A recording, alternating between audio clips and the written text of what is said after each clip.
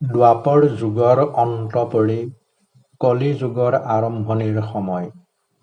এবাৰ পবিত্ৰ নৈমিষাৰণ্যত সহস্ৰ সহস্ৰ জ্ঞানী ঋষি মুনি সকল একত্ৰিত হৈ এটা মহাযজ্ঞ আৰম্ভ কৰিছিল, যি যজ্ঞ সহস্ৰ বছৰ ধৰি চলিছিল। কিন্তু আশ্চৰ্যৰ কথা, সহস্ৰ বছৰ যজ্ঞ কৰিও তেওঁলোকে তেওঁলোকৰ ইপ্সিত ফল লাভ কৰিব পৰা নাছিল। কিয় এনেকুৱা হৈছিল, এই কথা ভাবি তেওঁলোকৰ মনত এটা প্ৰশ্ন সদায় উঠলি আছিল। এইবুলি, এই কলিযুগত মানুহৰ বাবে সৰ্বোচ্চ কল্যাণ কি? কোন পথ অনুসৰণ কৰিলে জীৱন সাৰ্থক হ'ব? এনে এক দুৰ্দুল্যমান অৱস্থাত দৈৱ ইচ্ছানুসৰি সেই স্থানত উপস্থিত হ'ল উগ্ৰস্বভা সূত মুনি। ঋষিসকলে তেওঁক সা-সন্মানেৰে আসনত বহুৱাই তেওঁলোকৰ সংশয়বোৰ প্ৰকাশ কৰিলে। ঋষিসকলৰ মাজত প্ৰধান সৌনক মুনিয়ে ক'লে, হে সূতদেৱ, আমি বহু যজ্ঞ কৰিলো, বহু শাস্ত্ৰ পঢ়িলো, তথাপিও অন্তৰত শান্তি নাই। এই যুগত মানুহে কিদৰে মুক্তি লাভ কৰিব?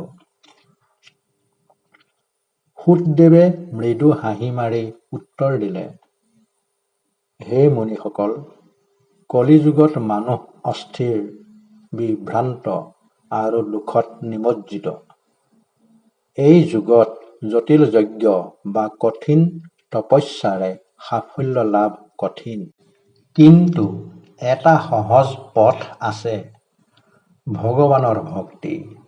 তেওঁ আৰু ক'লে, যদি মানুহে ভগৱান শ্ৰীকৃষ্ণৰ নাম, গুণ আৰু লীলা শুনে আৰু স্মৰণ কৰে, তেন্তে তেওঁৰ হৃদয় পবিত্ৰ হয়, সকলো দুখ দূৰ হয়।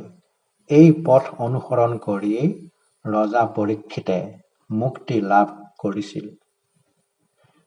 এই কথা শুনি ঋষিসকলৰ আগ্ৰহ বাঢ়ি গ'ল।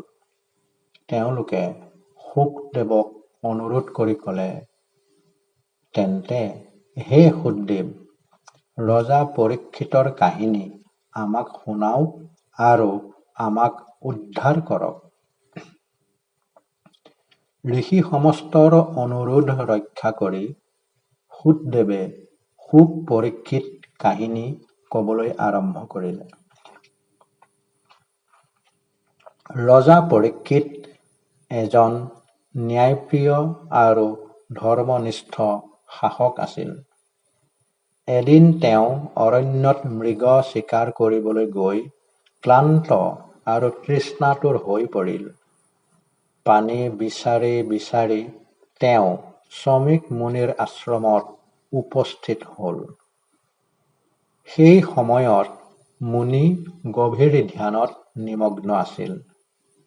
ৰজাই কেইবাবাৰো পানী বিচাৰিলে, কিন্তু মুনিদেৱৰ পৰা কোনো সঁহাৰি নাপালে।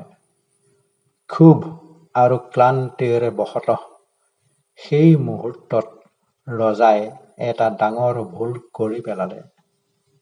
তেওঁ ওচৰতে পৰি থকা এডাল মৃত সাপ ধনু কাঁড়েৰে উঠাই মুনিৰ ডিঙিত ওলমাই থৈ আহিল। পিছত ৰাজপ্ৰাসাদলৈ আহি তেওঁ নিজৰ ভুল উপলব্ধি কৰিলে। তেওঁৰ অন্তৰত গভীৰ অনুতাপ জাগ্ৰত হ'ল। তেওঁ ভাবিলে, মই এক ভীষণ পাপ কৰিলো। এই ঘটনা মুনিৰ পুত্ৰ চিংগীৰ কাণত পৰিল আৰু খঙত তেওঁ অভিশাপ দিলে। যিয়ে এই অপকৰ্ম কৰিলে, 7 দিনৰ ভিতৰত তক্ষক নাগে তেওঁক দংশন কৰি মৃত্যুদণ্ড দিব। এই অভিশাপৰ কথা শুনিও ৰজা পৰীক্ষিতে ভয় নকৰিলে। তেওঁ শান্তভাৱে ক'লে, এইটো মোৰ কৰ্মৰ ফল। এতিয়া মই মৃত্যুৰ আগতে কি কৰা উচিত সেইটো জানিব লাগিব।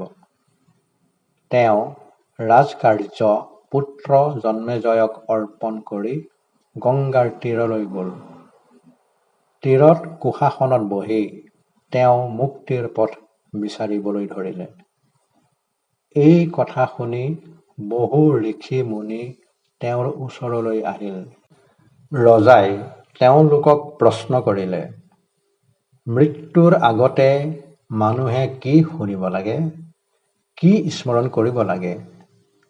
বহুজন ঋষিয়ে বহু মতামত দিলে, কিন্তু ৰজাৰ মন সন্তুষ্ট নহ'ল। ঠিক সেই সময়তে উপস্থিত হ'ল মহান ঋষি শুকদেৱ। তেওঁ সম্পূৰ্ণ বৈৰাগী আৰু জ্ঞানৰ আধাৰ আছিল। সকলো ঋষিয়ে তেওঁক সন্মান কৰিলে। শুকদেৱে ক'লে, হে ৰাজন, মানুহৰ সৰ্বোচ্চ কৰ্তব্য হৈছে ভগৱানৰ গুণ আৰু লীলা শুনা আৰু কোৱা। তেওঁ বুজাই ক'লে, এই সংসাৰ অস্থায়ী, ধন ক্ষমতা সকলো ক্ষণস্থায়ী, কিন্তু ভগৱানৰ ভক্তি চিৰস্থায়ী। যিদৰে সূৰ্য উঠিলে আন্ধাৰ আঁতৰি যায়, তেনেদৰে ভগৱানৰ কাহিনী শুনিলে অজ্ঞতা দূৰ হয়। তাৰ পিছত ৰজা পৰীক্ষিতে একাগ্ৰ চিত্ৰে শুকদেৱৰ পৰা শ্ৰীকৃষ্ণৰ কাহিনী শুনিবলৈ ধৰিলে। এই শ্ৰৱণ 7 দিন আৰু 7 ৰাতি চলিল। এই সময়ত তেওঁ খাদ্য, পানী, দেহ সকলো পাহৰি গৈছিল। তেওঁৰ মন সম্পূৰ্ণ ভগৱানত লীন হৈ পৰিছিল। 7ম দিনত অভিশাপ অনুসাৰে তক্ষক নাগে আহি তেওঁক দংশন কৰিলে। কিন্তু তেতিয়ালৈকে ৰজা পৰীক্ষিতে ইতিমধ্যে ভক্তিৰ জৰিয়তে মুক্তি লাভ কৰিছিল। শেষত শুকদেৱে ক'লে, এইটো হৈছে ভক্তিৰ শক্তি। মৃত্যুৰ সময়তো যিয়ে ভগৱানক স্মৰণ কৰে, তেওঁ ভয় আৰু দুখৰ পৰা মুক্ত হয়। এই কলিযুগত জটিল সাধনা নহয়, ভগৱানৰ নাম, কাহিনী আৰু ভক্তিয়েহে মানুহক সত্য, শান্তি আৰু মুক্তি প্ৰদান কৰে। কৃষ্ণ।